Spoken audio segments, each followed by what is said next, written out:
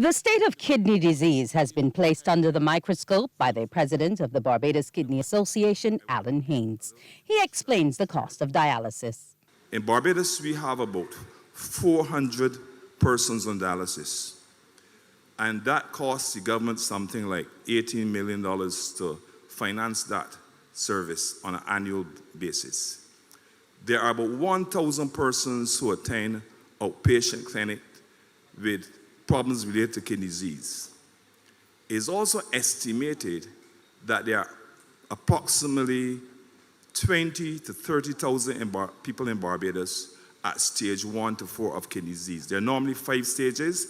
People like me, we are at stage 5, which is end stage. And it is estimated that if 10% of those move the next 5 years, move from stage 1 to 4 to stage 5, that will cost the government an additional $100 to $150 million. Mr. Haynes wants legislation to make kidney transplants an option. Prime Minister Motley says this is an area she's already started to have discussions on. Only, about a month ago I met with Dr. Scantlebury, and most Barbadians will not know that she was the first black person to undertake kidney transplant surgery in the United States of America, and she's a Bajan. So we met with her towards her helping us with the transplant program at the Queen Elizabeth Hospital.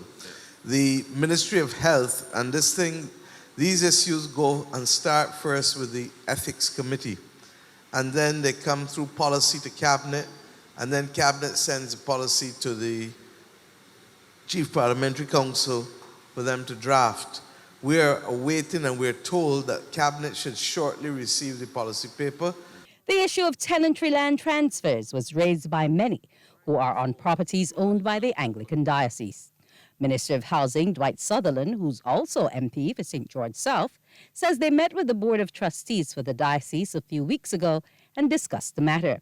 That is land that is owned by the church.